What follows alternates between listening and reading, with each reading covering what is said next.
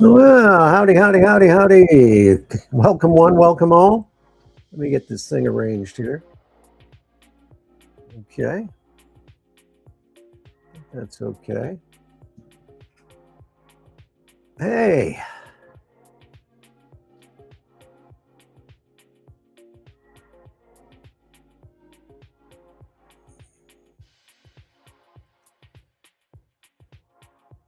Okay. All right. Welcome one, welcome all. My name's Glenn.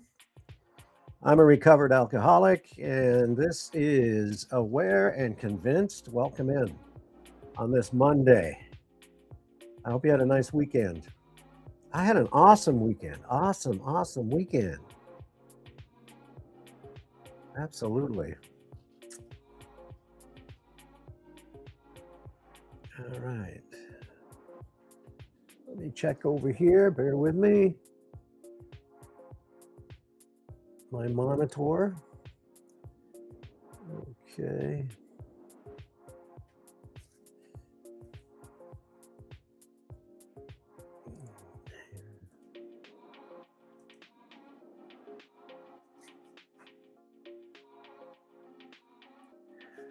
Gosh, I don't know. I'm losing my mind. Yeah, I get to go out and see an air show this weekend, and I got to catch the Blue Angels, Navy Blue Angels, by the way, in action. Fantastic show. And wow, those pilots. They got the cojones. Wow, that's all I could say. I was amazed. Fantastic flying. What a show. And here we are with our show. No comparison. None whatsoever to the Blue Angels. Okay, so today what we're going to do, a little after 7:30 Eastern. If you're watching live, if you're watching on a rerun, I hope it's a good time for you. But we'll be hanging out for an hour or so, maybe longer, just depends. And I hope everybody's staying sober today. Had a great day, whatever you did today, whether it was work or play or nothing. I hope you had a great sober day. And again, I am a recovered alcoholic, and Aware and Convinced is the name of the channel. It's live, and this is live video number 8 today. So you can go back and check the other ones out if you'd like, that are up on the on YouTube, on the site. And what do they say? If you're ready to get sober, just thinking about it, or you want to stay sober, a journey of 1,000 miles starts with a single step. Don't forget that. And actually, we are doing another step study tonight. We've done step studies all the way up to step 6. So step 6 will be tonight. All right, so hang in there for that. We're going to review it, make sure you're on track. Or if you have any questions that you'd like answered, that'd be fun too. Or just say hi in the chat. It'd be nice to know if you're here. I'm here, I think. All right. So I did dabble in alcohol, not the other drugs. So I puffed on a couple of joints here and there, but it never really was a big thing for me. Cigarettes, yeah, did the cigarettes, but didn't do much of anything with homegrown Mary Jane, as they used to say. It was about 40 years ago when I found alcohol for the first time. And at that point in time, I was an alcoholic, day one, without a doubt.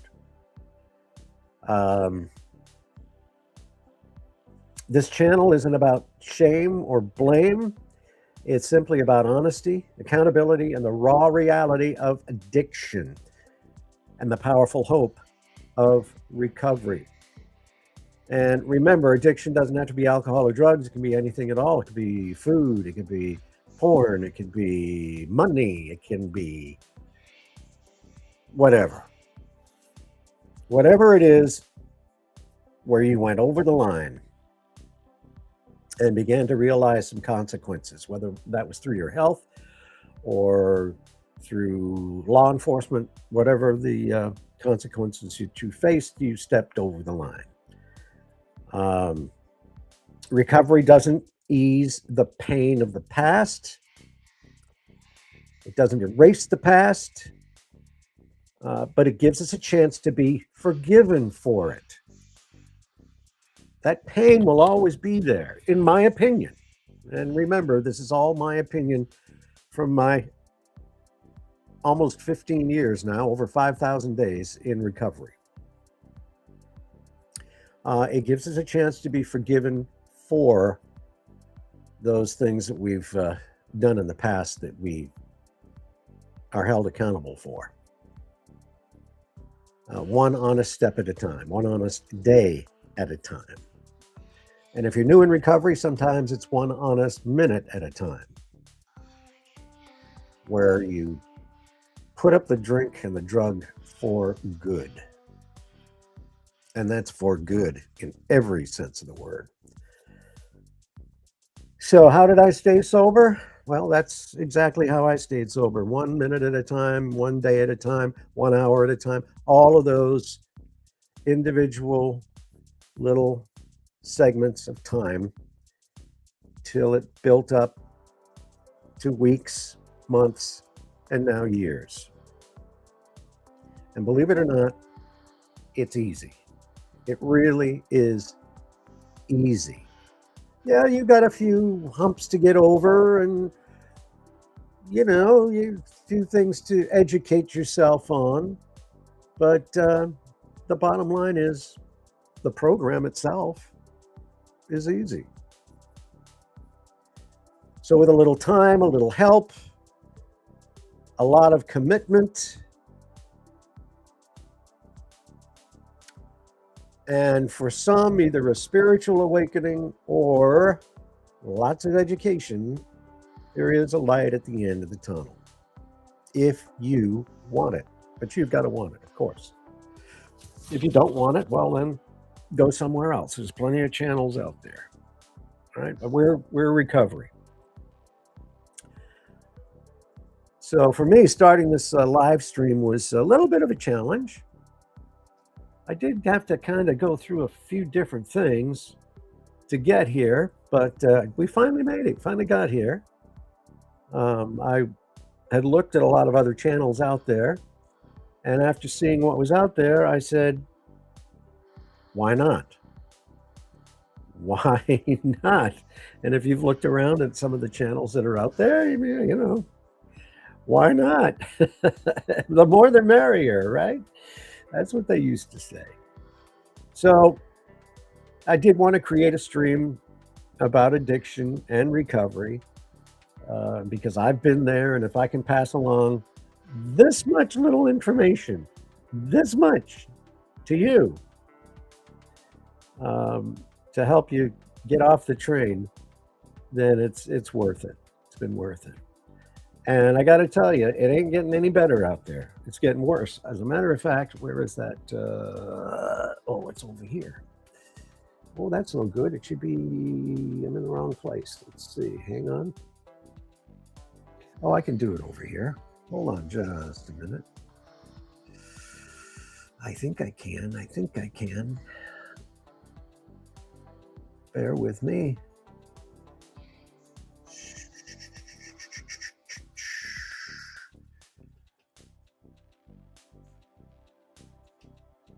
All right. Am I still there? Good. I'm still there. Haven't messed that up. So,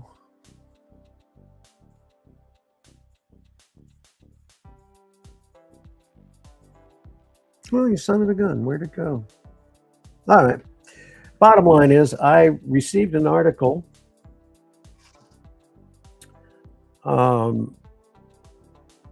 Let's see. Did I send it to myself?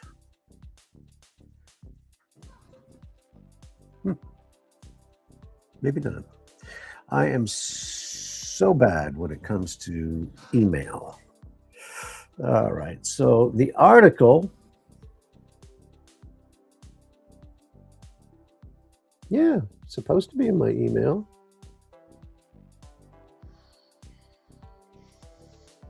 Oh, okay. It's in the different account. Hold on. I'll get the right account now.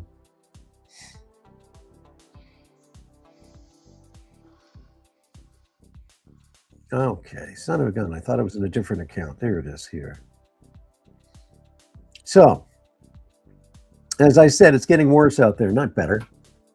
And here's why. I just received this one a few days ago from an app on my phone called News Break.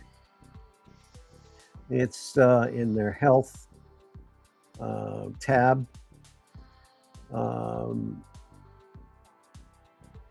At least 41 dead from drug stronger than fentanyl. This is a story by Lauren Evoy Davis. And it looks like there's a new drug emerging on the drug scene. It's called cyclorphine. Cyclorphine? I think that's it. Cyclorphine. It's a designer drug, a synthetic opioid. Oh boy, that's just what we need. It's approximately 4 to 10 times as potent as fentanyl. 4 to 10 times as potent. Fentanyl takes a back seat to this thing, and it makes it real easy to overdose on. So they have figured that apparently East Tennessee is a focal point of the latest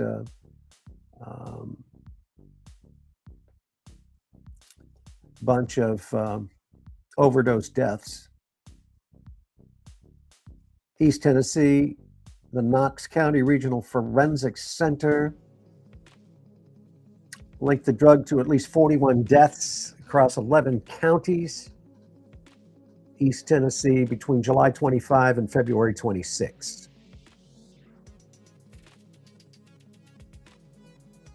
So it looks pretty serious up there. And you know, Tennessee is not that far from any other state. It's kind of like right in the middle. So it'll just spread out from there, especially for kids. One mistake, one exposure can be fatal. And according to police in Tennessee, because it's chemically different than fentanyl, the fentanyl test strips will not detect it, and Narcan may not work on people who overdose. Wow. So that's the latest on what's going on in the drug world out there. A new designer drug, cyclorphine. So if you are in addiction now and you go into your local dealer just picking up whatever, keep in mind that that next hit may be your last.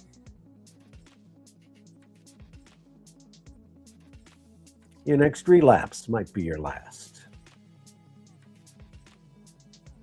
Yeah. And it's especially dangerous, of course, if you have any sobriety and decide to relapse after, let's say, 6, 8, 10 months, a year. You're knocking on death's door if you're not careful, extremely careful. How do you be careful? How can you be careful? Don't do it, period. Just don't do it.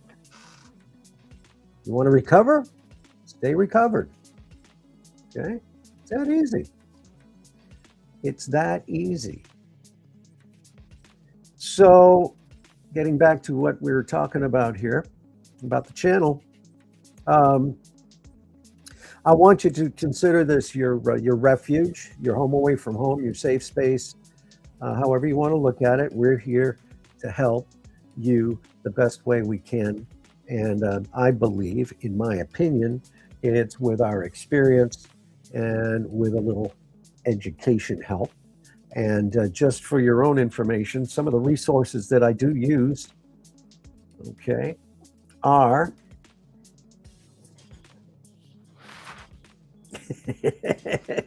What did my cat gets in here and I lose things?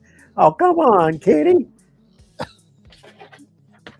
Some of the resources we use are this is the recovery workbook, life recovery workbook. Very good. This has the steps in it and a lot of questions and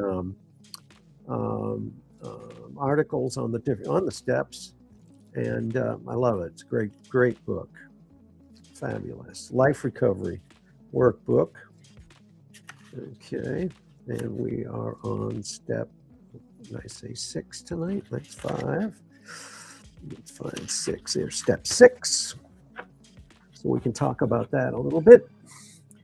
All right. And we also use the big book of NA. Of course, our favorite, Alcoholics Anonymous big book.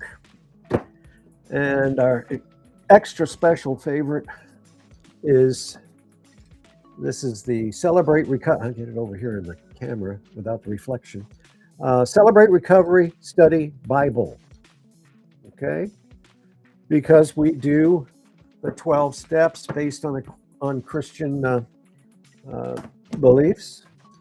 And we firmly believe in God. Don't let the God thing take you out. Your drug will do that for you. Don't let it scare you or turn you off, because the God thing is very important, extremely important. Okay? And if you're on the fence, that's why we're here. We're going to help you get over the fence. One way or the other. It's your choice. Your choice. We'll do our best to get you on the right side of the fence. So hang in there with me. So those some of the resources that we do use. And I kind of move this a little bit so I can stay in the frame. I keep going out of frame here. Kind of caught between 2 desks. So what else can I tell you about the channel here that I haven't already covered? Let me check my notes here. Okay, we already went over the name, Aware and Convinced. And yeah, as far as the God thing goes, listen, we already got into discussion of the higher power back in step 1, 2, and 3. And really it goes, the belief in a higher power goes all the way through the 12 steps without a question. Hang on to it. If you need some more help with it, hey, put your question or concern up in chat, or just chat with me. If you're stuck, and we'll try to get you unstuck. So one of the things, of course, that you need to do is be convinced that you have a problem and aware of your problem. Okay. And in order to get out of that problem, you've got to make a complete change. You've got to change completely. Okay? Well, it has to happen. And it will happen with a little help from your higher power, whatever that is right now, and God. God happens to be my higher power. Okay? But you've got to make that change to begin with if you want to live. If you want to live clean and sober, you got to do it. If you want to say goodbye to that addiction, whatever it is, doesn't matter, name it, whatever that addiction is, if you want to say goodbye to it, then you've got to change. All right?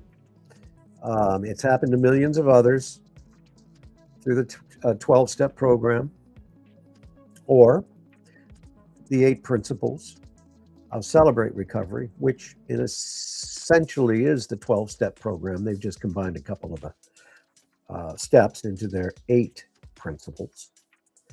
It has happened to millions, as I said, and it can happen to you, but you got to want it more than anything else in the world, of course.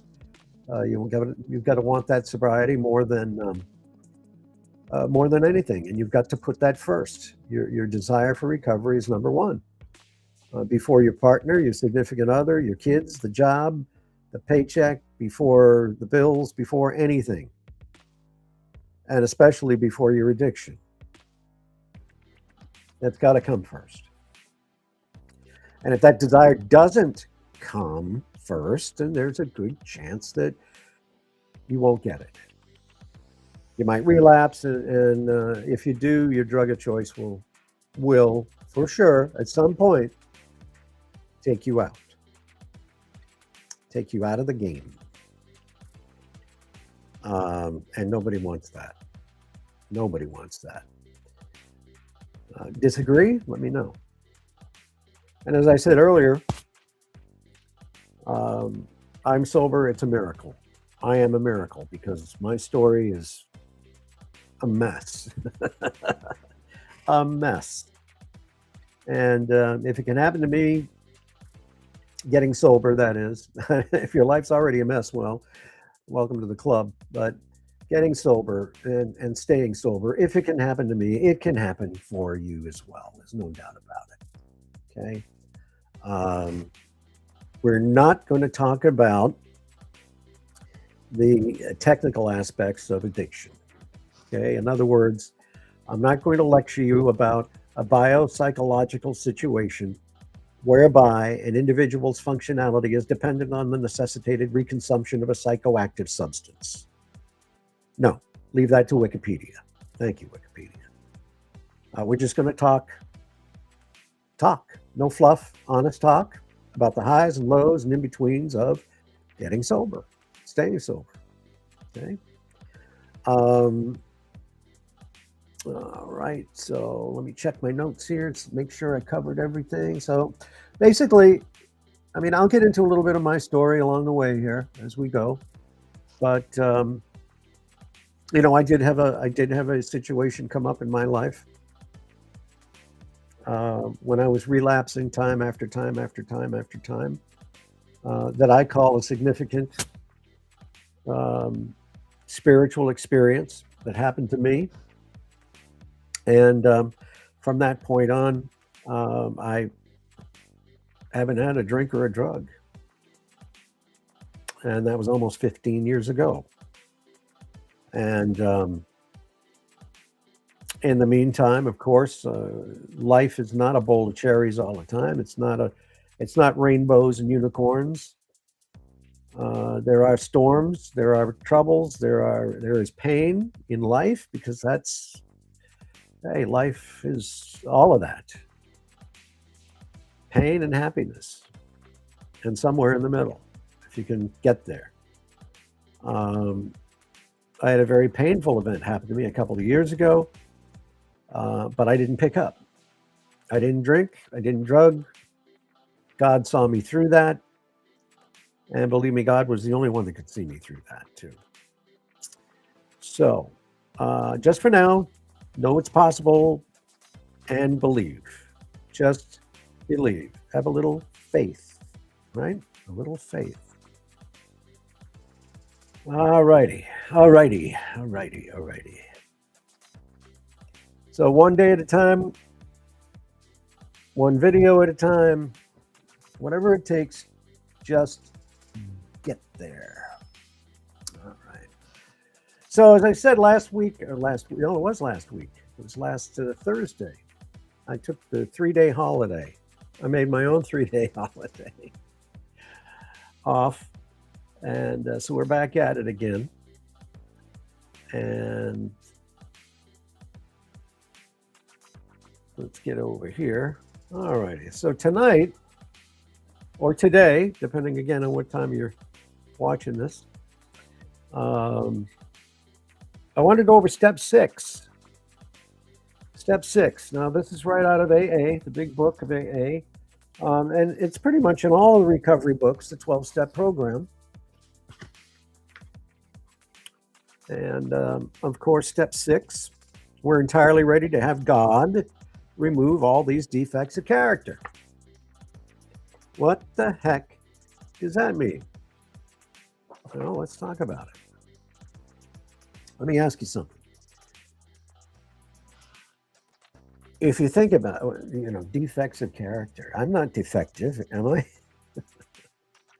Oh, yes. What's the thing you've been holding onto that is the very thing that's holding you back? You know what it is?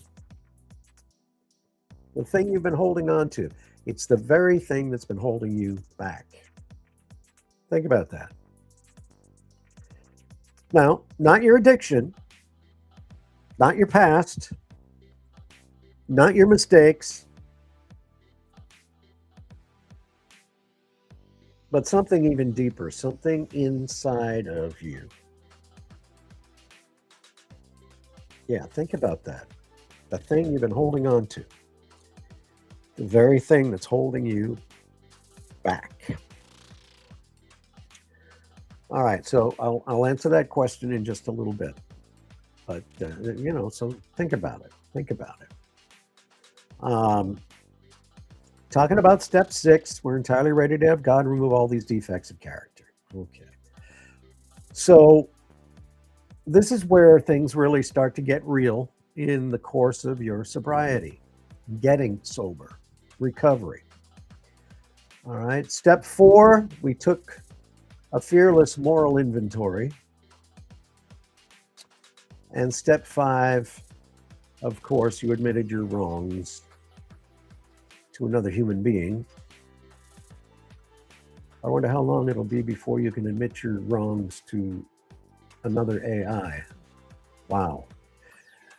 Probably not long.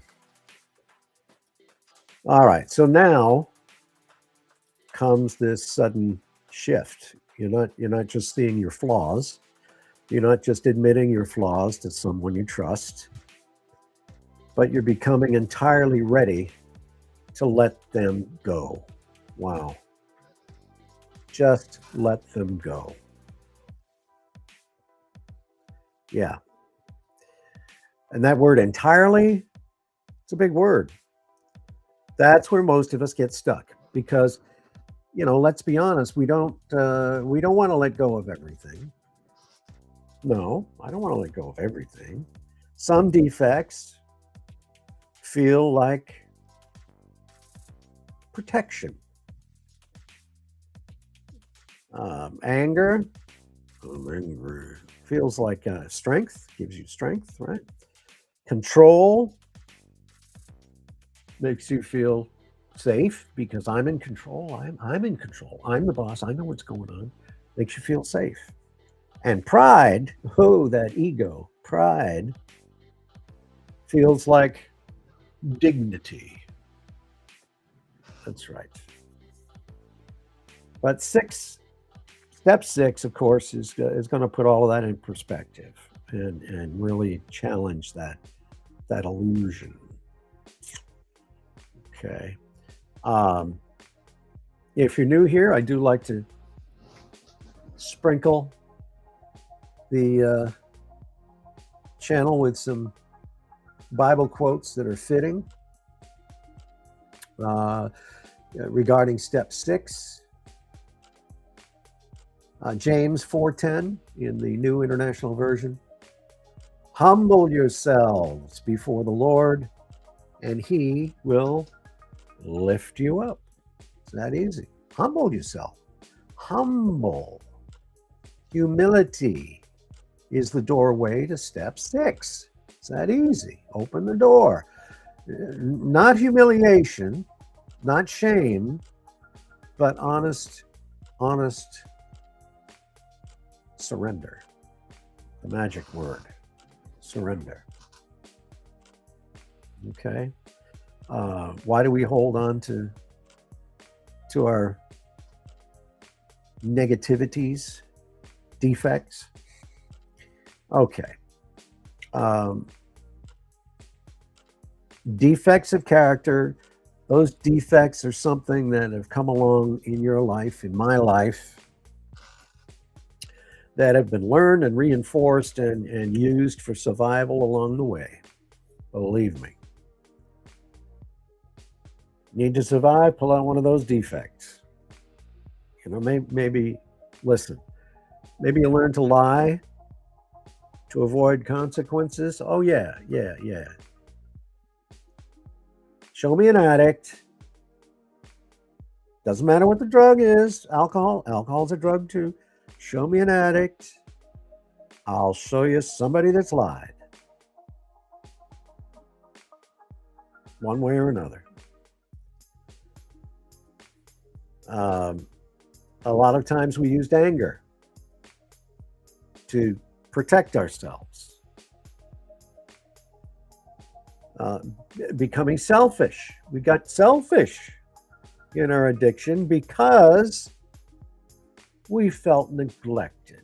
We felt like we weren't getting the attention that we deserved, that we weren't put up on that pedestal that all addicts, alcoholics, food addicts, porn addicts, money addicts, whatever your addiction is. We were supposed to be put up on a pedestal.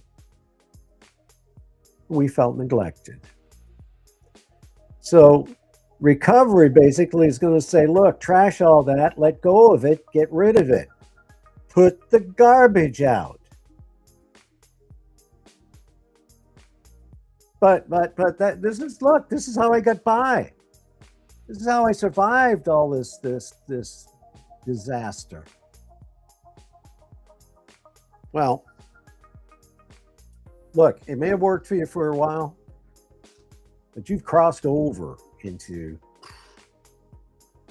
Never Land. Another relevant Bible verse just to think about. Ephesians 4:22-24.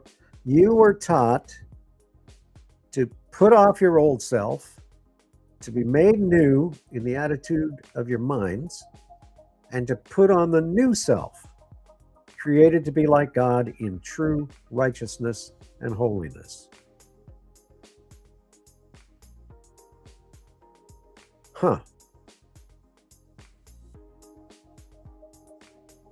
Well, that's what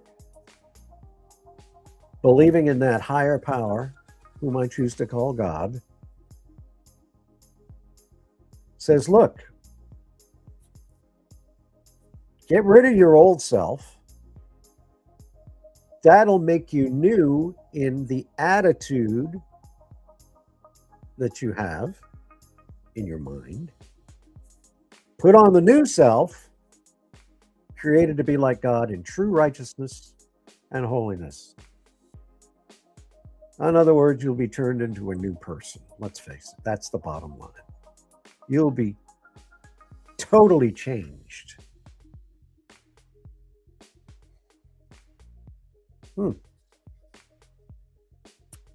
Transformation. A total change, identity change. Okay? That's what it takes. So, what are your defects? Oh, I've got a list. I've got them all. Had them all. Still working on a few here and there, believe me. I am human after all. And so are you. But the most common defects look like this. They're pride. That's the ego. That's, say, big shot. Yeah, I'm a big shot now. Pride. I did a lot of that. Oh, I did a lot of that. Resentment. I'll get them. For what they did to me, I'll get them. That lady just cut me off. That guy just cut me off too. They both cut me. I'll get them. Fear. I'm afraid of everything.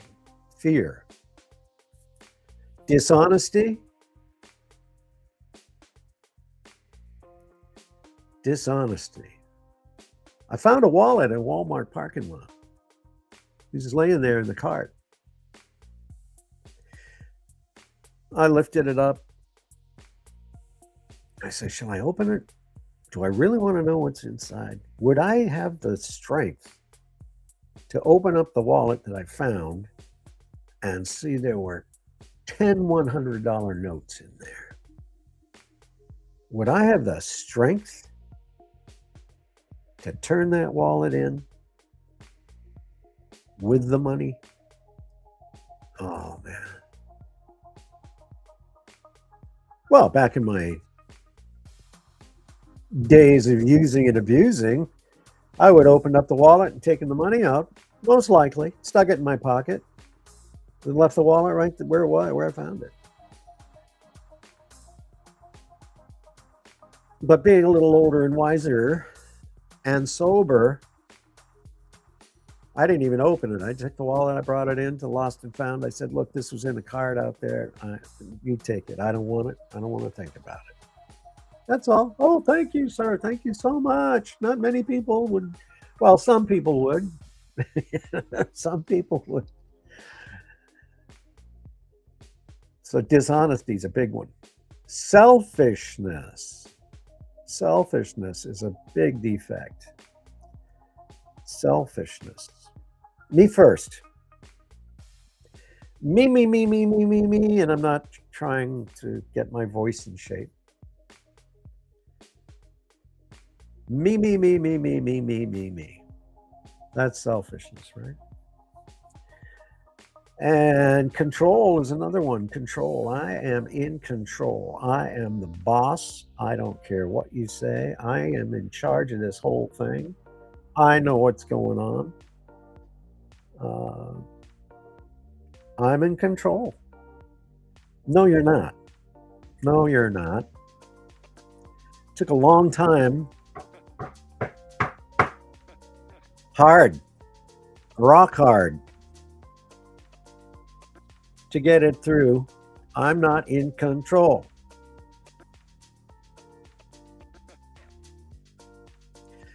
Sometimes it takes longer for some folks. I was one of those. It took a little bit longer.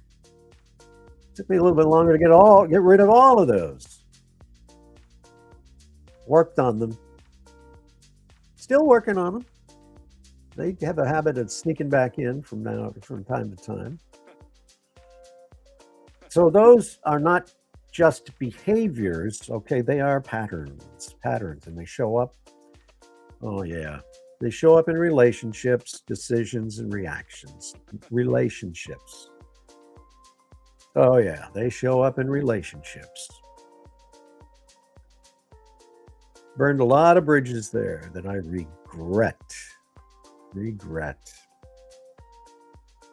I guess that's part of it.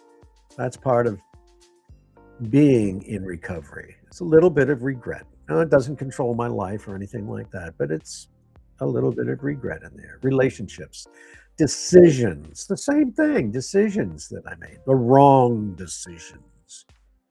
Absolutely the wrong decisions. And reactions, how you react to something. Whoa, how do you react? In fear, fight, flight. And most importantly, all of those things, those negatives, what do? They block growth. They block connections with other people. They block peace. They block your recovery and your sobriety.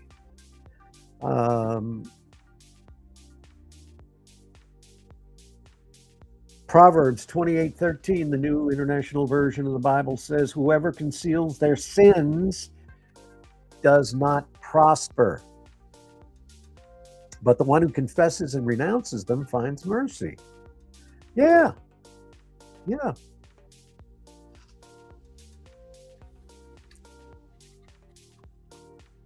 That would make sense. And that also goes along with step 5, of course, confessing.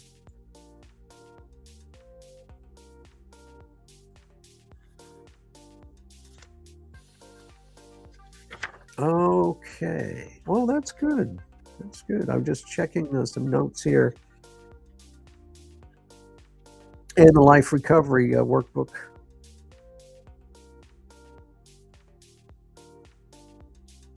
Okay. I think I covered that. I covered that pretty much. Let's continue. Let's move along here. Okay, step 6. Whoever conceals their sins does not prosper, but the one who confesses and renounces them finds mercy. Renounces them, renounces them. Step 6 is about renouncing. Renouncing. Defects of character.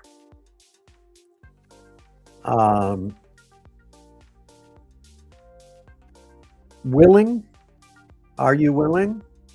Are you open to change? Are you ready? Are you committed to change? A lot of people say, I'm willing, but not too many say, I'm ready. I'm ready now. I'm ready to make the change. Because why is that? Because when you say I'm ready, you're making a commitment right there, obviously. You're making a commitment to change, and readiness requires you to surrender. Surrender. Well, who wants to surrender? Surrender feels like loss. And it does. A lot, it did for me. I'm giving up my best friend at the time. Alcohol, I'm giving that up. Yeah, it feels like loss before it feels like freedom. Okay?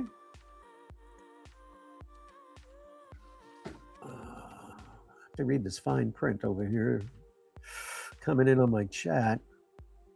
Oh, that's nice. I appreciate that.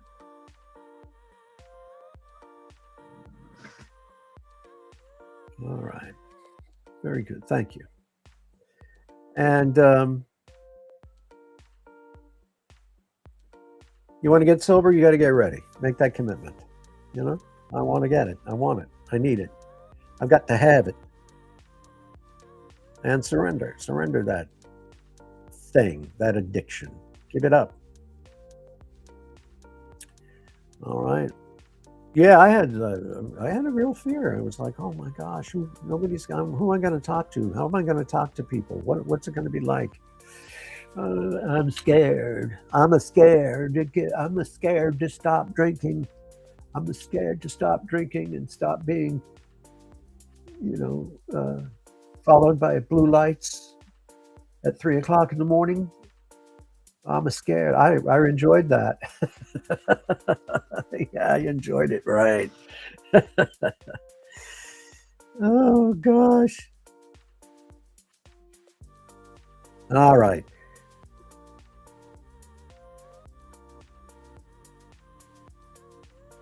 Entirely ready. Being entirely ready. Are you entirely ready to give up those defects of character?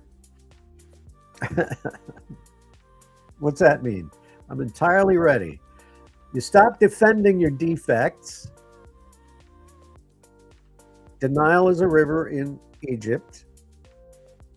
You stop justifying your behavior. You stop blaming others and you become teachable. And then you become ready. It's that easy. And denial is a river in Egypt. It doesn't mean perfection. It means honesty and openness. And you still might struggle with it, but you do stop. You stop resisting change. And that's what it's all about, folks. Listen, change. That's it. You got to make a change. Nothing changes if nothing changes, right? And you're at the heart of that.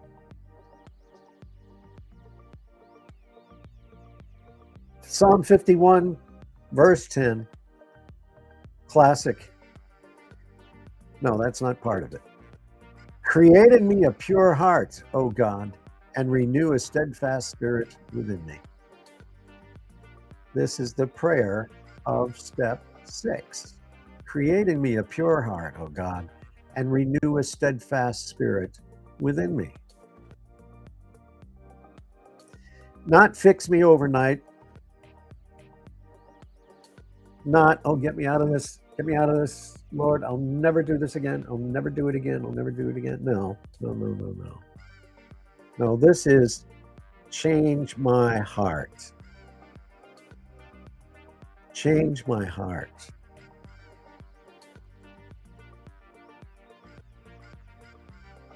Well, that music is really crazy, isn't it?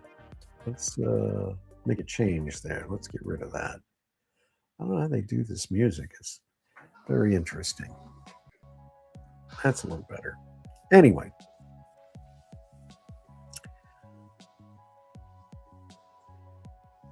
Change my heart. So, look, if you don't let go of your defects, and everybody's got them, believe me, everybody's got them. If you don't let go of them, you stay stuck. Same pattern, same pain, different day. And sure, you can say I'm in recovery. Yeah, I feel good. I'm not drinking. I'm not using whatever. But eventually, if you don't take out the garbage, relapse will most likely happen. It becomes a serious issue, and it can happen again and again and again. Take it. Guilty. Guilty is charged. Yep. Because you haven't got to the root of the problem. Those defects of character. Yeah, you've got defects. I've got defects. Take out the garbage. Hebrews 12:1, New International Version. Let us throw off everything that hinders and the sin that so easily entangles. Wow. Throw off everything that hinders and the sin that so easily entangles us. Yes. Get rid of it. Throw it away. You don't need it. Everything that hinders. Not just the surface stuff, but everything. Yeah. Yeah, for real.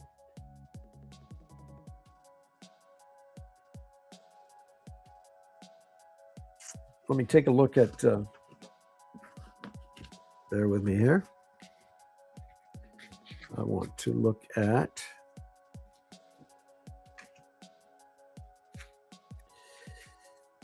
where is it? Bear with me.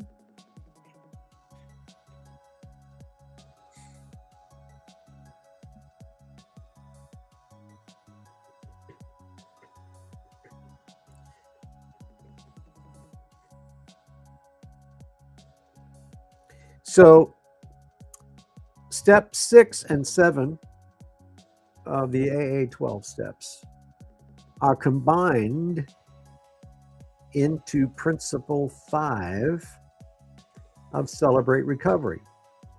Now, I've been to all of them. I've been to Celebrate Recovery. I've been to AA. Spent a lot of years in AA, and I've been to NA as well.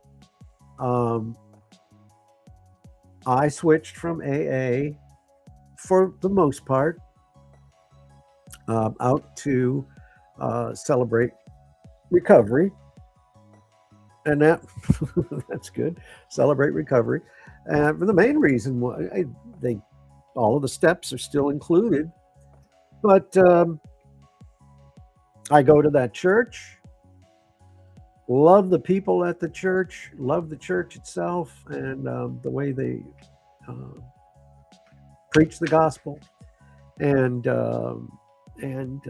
so I decided to go to, they offer Celebrate Recovery. And started going there about 2 years ago, and love every minute of it. So Celebrate Recovery does combine step 6 and 7, and we're working on 6, but it won't hurt you, with principle 5 of Celebrate Recovery. Voluntarily submit to every change God wants to make in my life, and humbly ask Him to remove my character defects And that combines step 6 and 7 together. All right. Nicely done.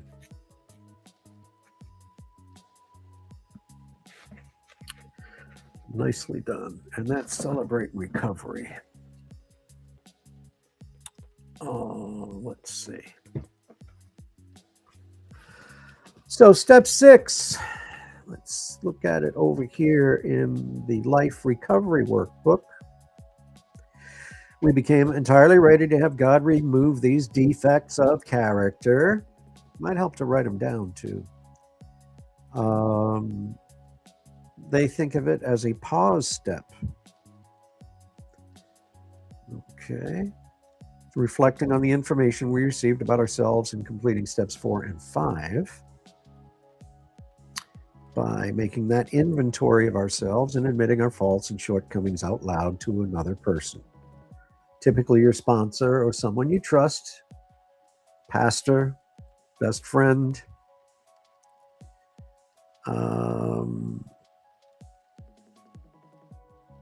Defects.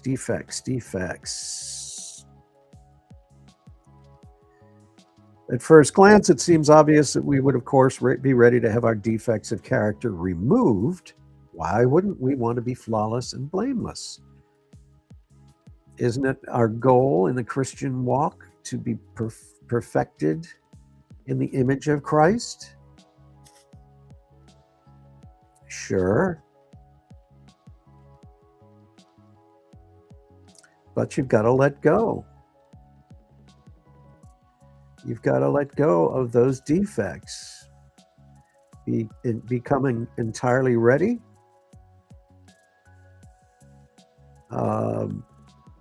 Yeah, because when you let go, you're going to let go of, here's just a few. Well, what are you going to let go of? When you make that change to finally get sober, to finally stay sober, what are you going to let go of? Friends, drinking buddies, favorite bar, favorite bartender, favorite server in a restaurant that gets you free drinks or free whatever. Yeah, you got to let go of a lot of things that you may not be wanting to let go of. But you have to. You have to make that change.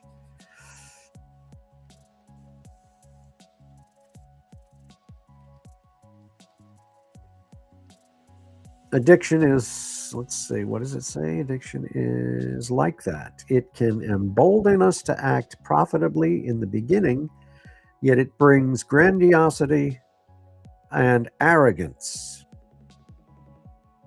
which lead to our rationalizing the breaking of morals, laws, and rules.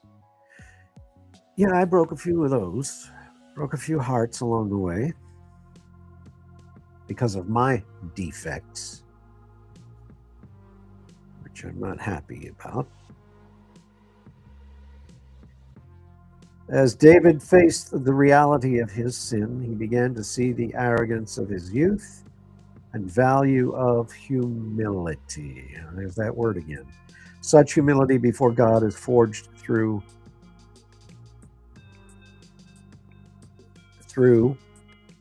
a broken spirit and a repentant heart.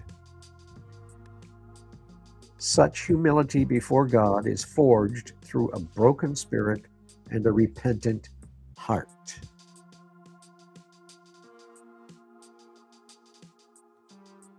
One huge character defects for all of us, oh, this is a good one, is trying to make life work in our own power.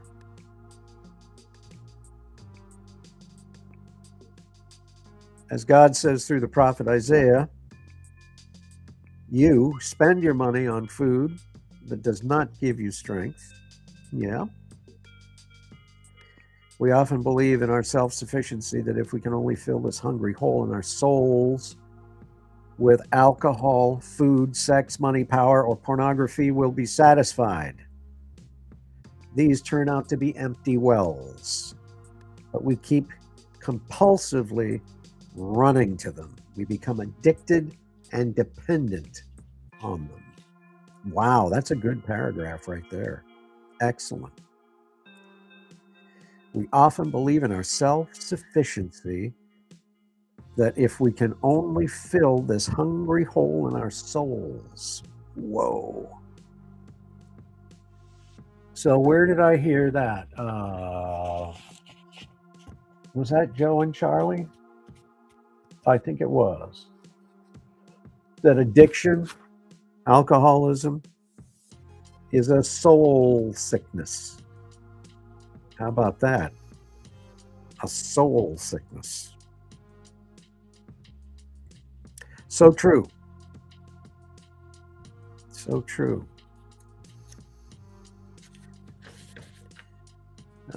Let's see. In step 6, we became entirely ready, as we already said, by once more acknowledging that our ways of handling life, even if they have helped us survive in the past, are not what God intends for us. We became ready to have God remove these defects while acknowledging that we have no power to change ourselves. You know, so many people, and I did it too in early recovery. You know, they always they meaning the people that have some time in sobriety, suggest that you get another sober person to talk to,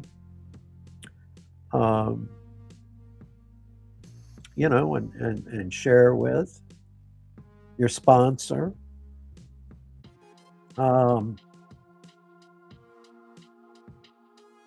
But that's not easy all the time. So, especially when you're starting out, it's not easy to get somebody else to, you know, to share your deepest thoughts with and your defects. So sometimes you try to do it yourself. It doesn't work that way. It won't work that way. It may work for a short time for you, but generally speaking, it just won't work that way. You've got to be honest and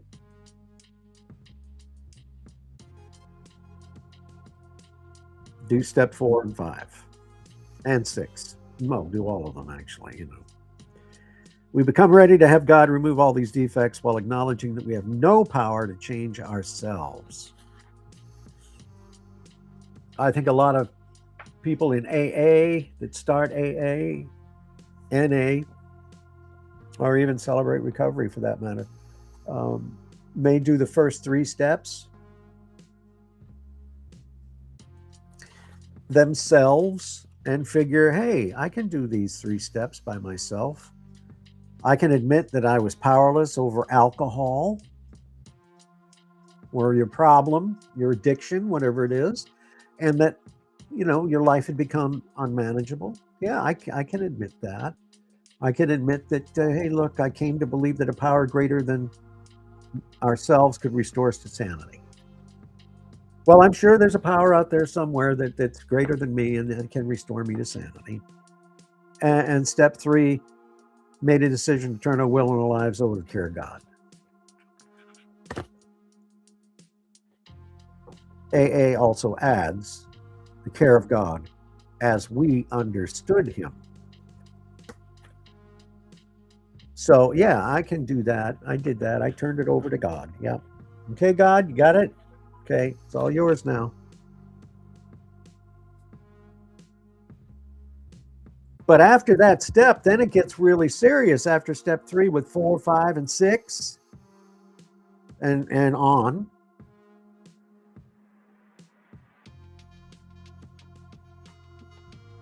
That's when it starts to get really serious.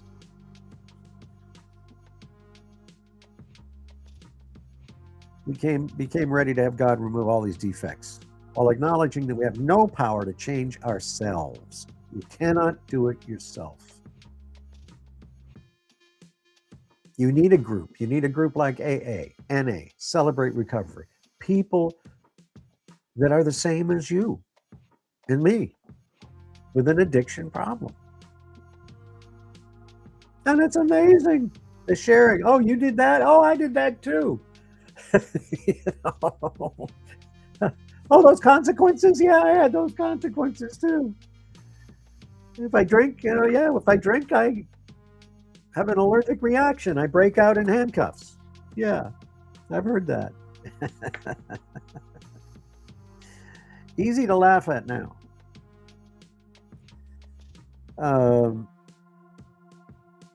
We must have our prideful ego dashed if we're to have freedom and serenity. The ego has got to go. Ego, go.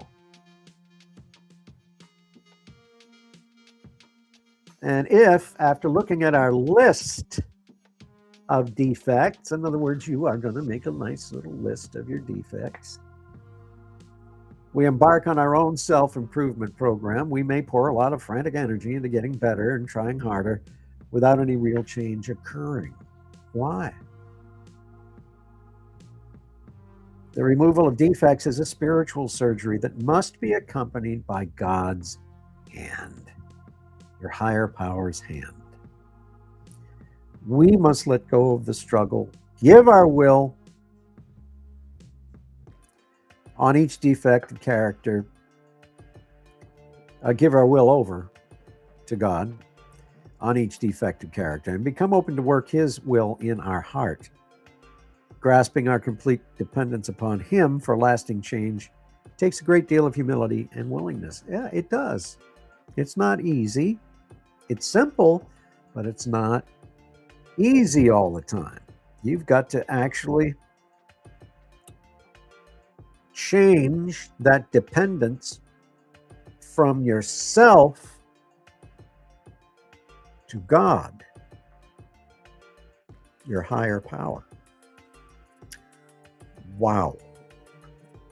So true. All right. But don't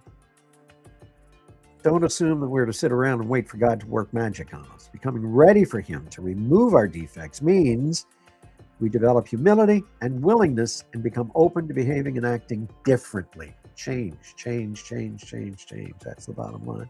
You've got to change.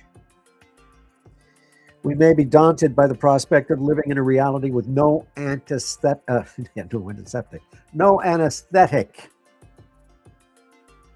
That's your addiction. It's too risky. I'm afraid I might fail. I'll get rejected. Never mind. I don't want to do it. All of those thoughts pop up.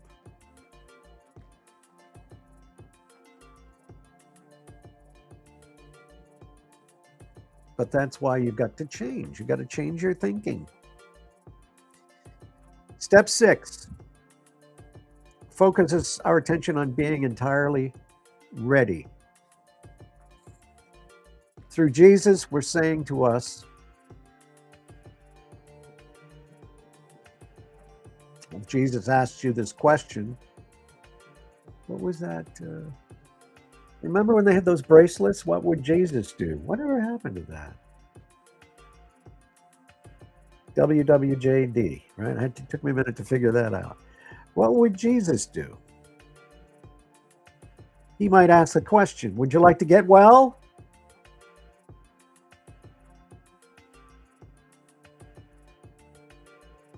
And if we took a good look inside our hearts, all our excuses, resistance, procrastination, another big one, and avoidance of recovery, all of those pop up.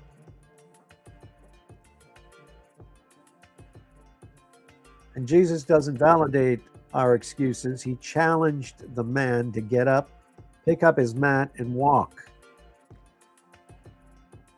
Jesus is challenging us in this step to have God remove all these defects of character. Please. In other words, we're invited to step out in faith, take action toward the recovery behaviors that we need, and leave the rest to God.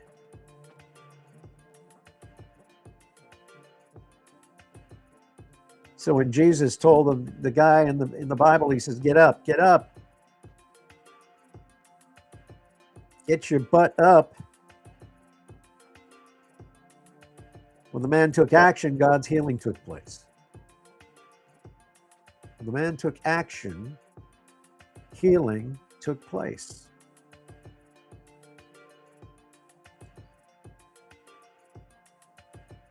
God's healing took place. When we do our part by choosing to act differently in the moment, God removes the defects. No matter how scary or uncomfortable it may be, we can become willing to take new actions toward fulfilling God's will. Yeah, that's so true.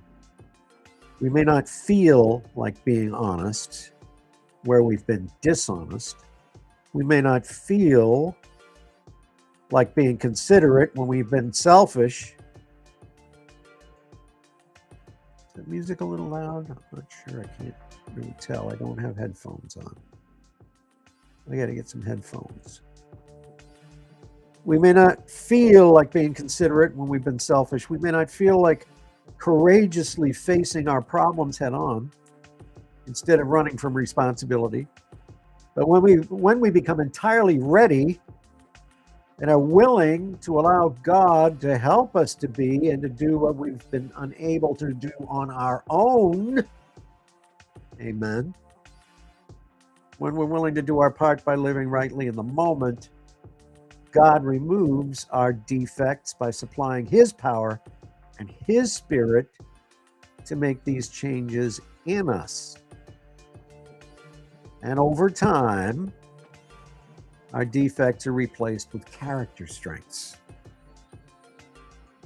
Defects replaced by character strengths. Well, that's pretty awesome.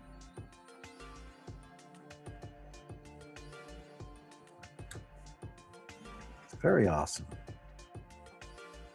Let's do something about this here. It's just a little obnoxious. That's a little too loud for me. I hope it's not too loud for you out there.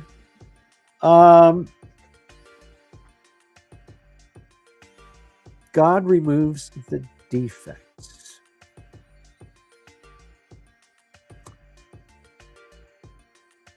When we became entirely ready, we're willing to allow God to help us to be and to do what we've been unable to do on our own. When we're willing to do our part by living rightly in the moment, God removes our defects by supplying His power, His Spirit to make these changes in us. Over time, our defects are replaced with character strengths. Wow. Defects replaced by character strengths. Wow. Working step 6 in this way prepares us for step 7.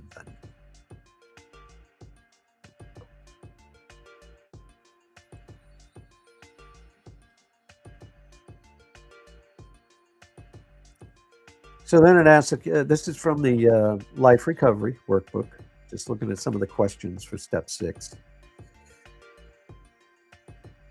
What are the defects identified in steps 4 and 5 that are standing in the way of my recovery and service to God? Make a list. Everybody's got a list. As you look at the list, take some time to grieve. Feel the pain of loss of both the positive and the negative parts.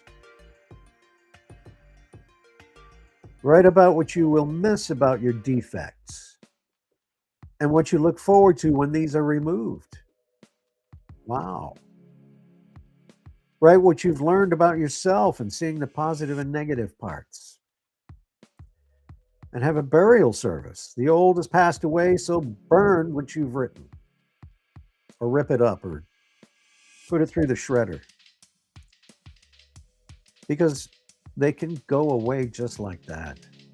if you make the change, if you're ready to commit to make the change.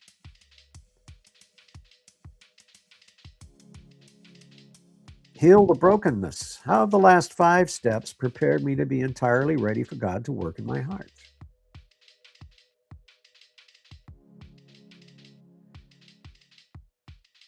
David had to grow up a little. David in the Bible, not my friend David. Well, he had to grow up too. We all did. But David had to grow up a little. He had to accept that he was flawed in God's eyes, and that he could never bring a sacrifice good or perfect enough to atone for those flaws. Are you still trying to bring God evidence of how good you are? Or are you coming to a place of acceptance, as David did? How does that acceptance help me stay out of my addiction? Good question. Acceptance, big word. Lots of big words. Acceptance. Big meaning important. Important. In what ways have I tried to fill the hunger of my soul and the thirst of my spirit with other substances and behaviors instead of trusting and following God's will? In what ways? There aren't enough empty pages in this book for me to fill. In what ways? Am I ready to turn to God for abundant pardon and for continual nourishment of His Spirit to keep me free of addictive behaviors? Are you ready? Why or why not?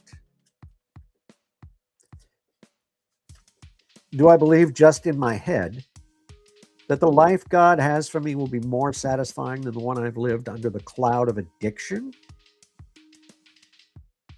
Is my heart willing?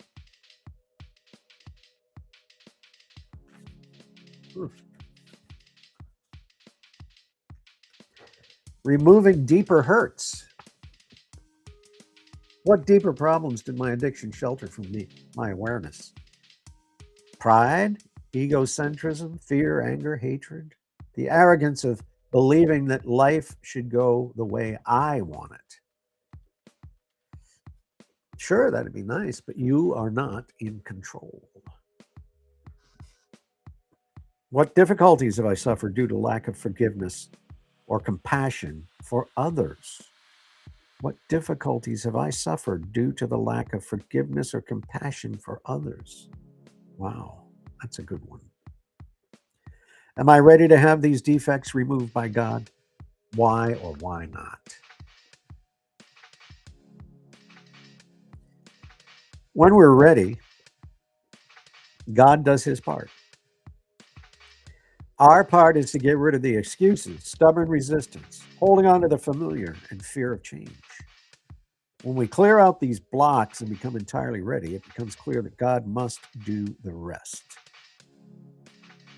Because only He can accomplish the miracle of setting our feet on the path of life again.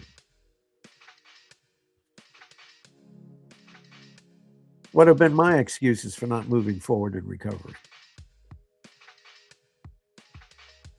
Have I been stubbornly resistant to becoming entirely ready because I've been afraid of change? Are my defects too comfortable? And what self-improvement tactics and methods have I used to get myself to let go of my addiction and character flaws? Meditate and dwell. I never was a meditator. I can pray, and I do, but meditate is something different. I think I meditated once back in 19 something, way back. I tried to meditate, but I just wasn't something I was very good at.